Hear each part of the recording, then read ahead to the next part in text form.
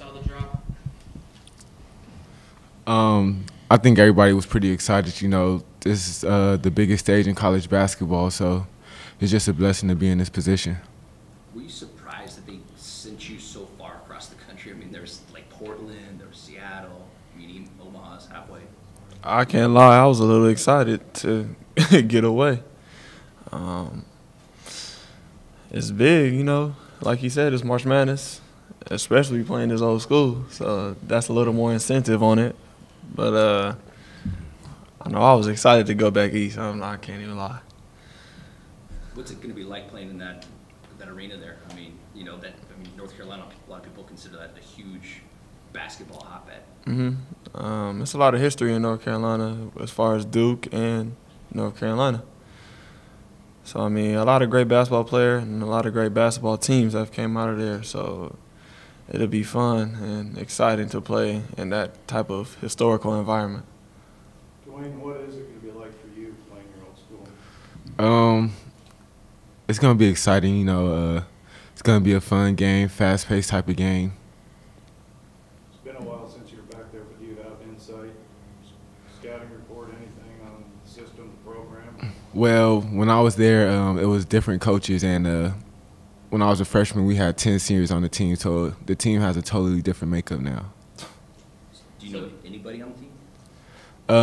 Not too well. I know a couple of players just from the when they were doing their recruitment, but I don't know them personally. So there's no extra emotional incentive for you? No, you know, I'm not gonna put too much pressure on myself thinking about, oh, we playing St. John's or anything. You know, I just want to go out, just live in the moment, seize the moment of being in the tournament, because it's a lot of schools that weren't fortunate enough to be in this position. How much have you guys learned from this?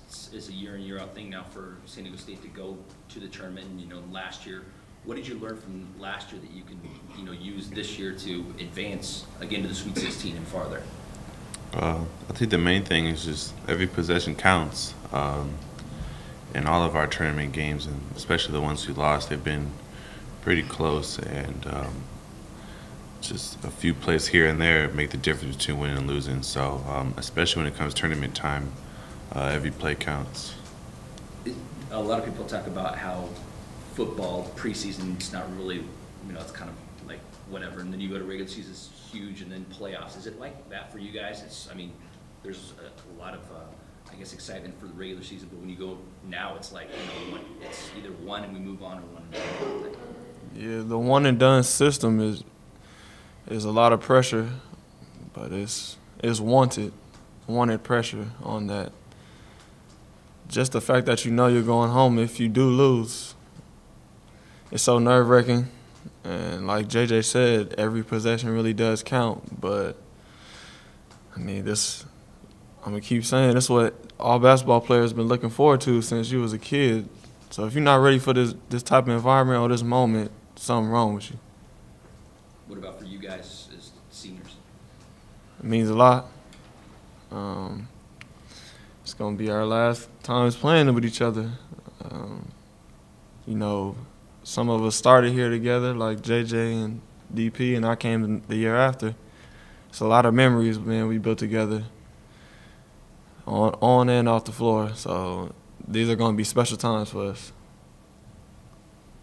Aqeel, you guys, or JJ or DP, whoever wants to answer this, you have 9 guys on your team who've been to an NCAA tournament before. Played multiple games, been to Sweet 16. They have nobody on their roster. They have one guy from Texas A&M who didn't play in the game when he was with Texas A&M, but no one on their roster has played. Does that make a difference? Is there knowledge that comes with having been in these games and timeouts longer, with the interviews, the court, whatever?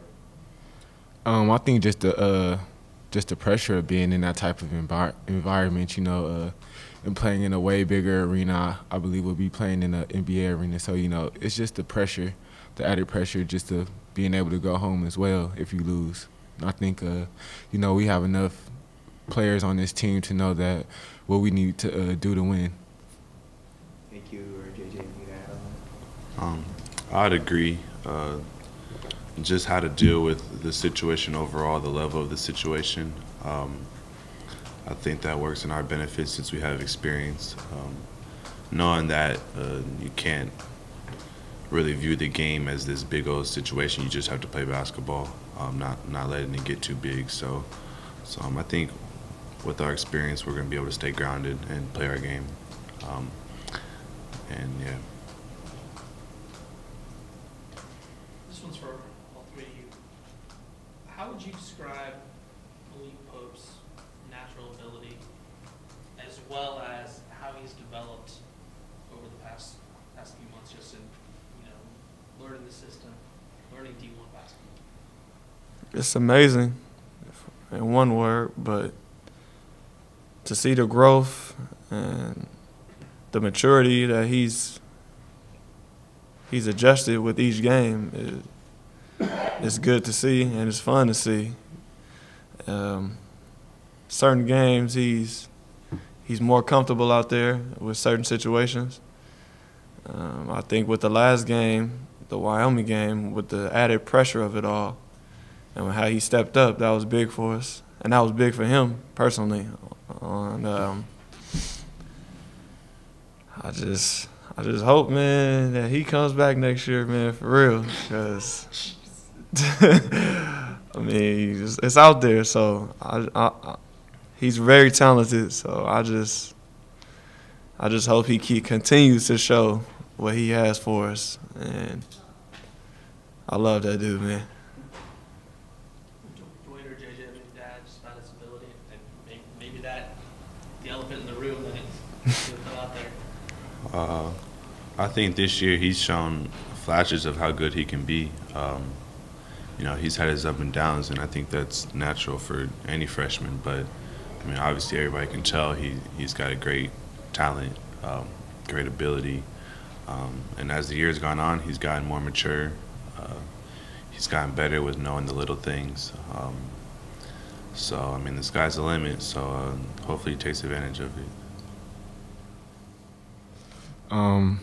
I gave Malik the nickname Malik the Freak, or AKA the Freak, because it's just some stuff that he does on the court, and you just don't even know how he does it. Being 6'10", the way he handles the ball, the way he pushes the ball, and he just helps this team out in so many ways. He rebounds. His defense is getting better with every game, and his confidence is just rising every time he steps on the court. And that's gonna help us in the long run, because we're gonna need players to come in the game and give us an added boost. Dwayne, you guys went to the tournament your first year at St. John's, correct? Yes, sir. Do you remember? What do you remember about that experience and that game, and where you played and who you played? Well, we played in Denver. We played Gonzaga, and I was just so excited just to be in the NCAA tournament. I just went out there and tried to play my hardest, but due to the altitude out there and it being my first time playing at altitude, it was a kind of a rough game, and we ended up losing. Seems like on ESPN or CBS, whenever they talk about the Aztecs the last couple of days, they always bring up, well, this team can't score. Can't win if you can't score. Does that motivate you? Does it bother you, or do you really even care what they have to say? I didn't even know that was said till you said that. So, I mean, we've won plenty of games this year. I mean, we're in the NCAA tournament, and we won the conference championship, and we were in the championship of the conference tournament. So, I think we've won enough games to show that our style can win us games. Anything else? JJ, the other two guys mentioned a little something, but what are your thoughts after having looked at the video of St. John's, and where are you going to be up against? Playing against an athletic team, a team that has guys who are really good at breaking you down one-on-one. Pretty much everybody on the team can score the ball really well. They're always a threat whenever they have it. So we're going to be ready for that, but they're talented and athletic. How do you guys sort of balance that they want to run, obviously, and running if you have good opportunity to score, but not just running to run and getting caught up in that? We like to run too, honestly.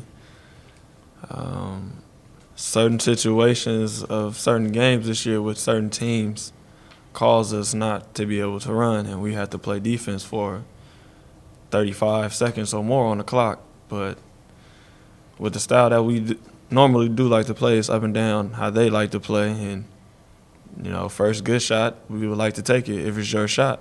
So it's going to be a fun game, and we looking forward to it.